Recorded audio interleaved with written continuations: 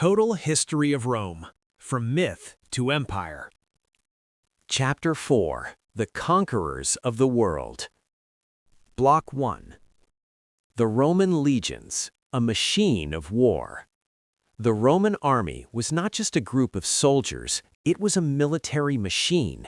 After the reforms of Gaius Marius, the legionary became a professional. No longer just farmers with shields, they were highly trained killers who built roads and camps as fast as they destroyed enemies. Equipped with the gladius, short sword, and the pilum, javelin, they fought in the testudo, tortoise formation, becoming an iron wall. The Roman soldier was a mule, carrying 30 kilograms of gear for miles, only to dig a fortified trench at the end of the day. This discipline made them unstoppable. Block 2. Conquering the Old World. Rome looked east.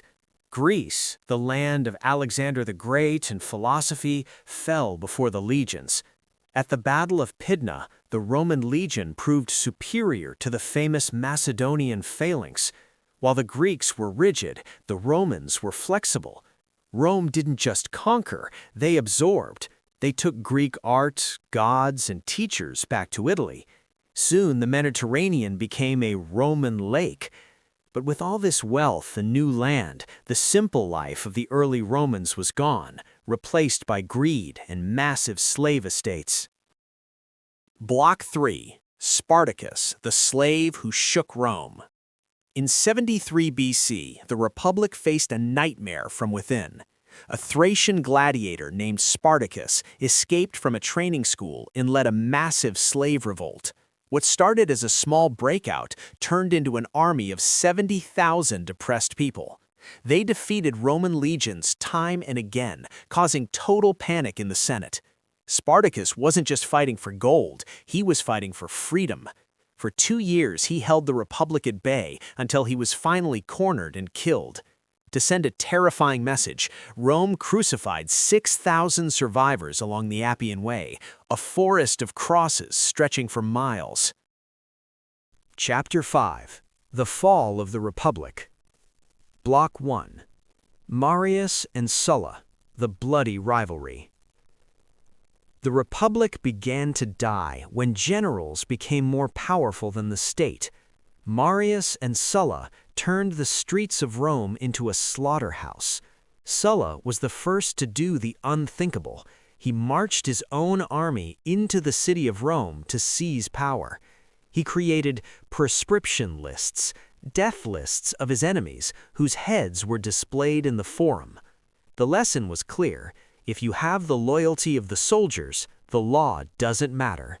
The age of the individual strongman had begun. Block 2. Julius Caesar, genius or tyrant? Out of this chaos rose Julius Caesar. He was a brilliant politician and an even better general. To gain power, he conquered Gaul, modern France, in a brutal 8-year campaign. He killed 1 million people and enslaved 1 million more. His soldiers loved him more than their own lives. When the Senate, jealous of his fame, ordered him to lay down his command, Caesar made a choice that changed history. At the Rubicon River, the border of Italy, he paused, then crossed it with his legion, saying, "Alia aecta est." The die is cast. Civil war was inevitable. Block 3. Et tu, Brutus? The Ides of March. Caesar won the war and became dictator for life. He was a king in all but name, and for the Romans, that was a death sentence. On March 15, 44 BC, the Ides of March, a group of senators, including his close friend Brutus, surrounded him during a meeting. They stabbed him 23 times. Caesar fought back until he saw Brutus with a knife. He covered his face with his toga and fell at the base of the statue of his old rival, Pompey. The conspirators thought they were saving the Republic, but they actually triggered its final destruction.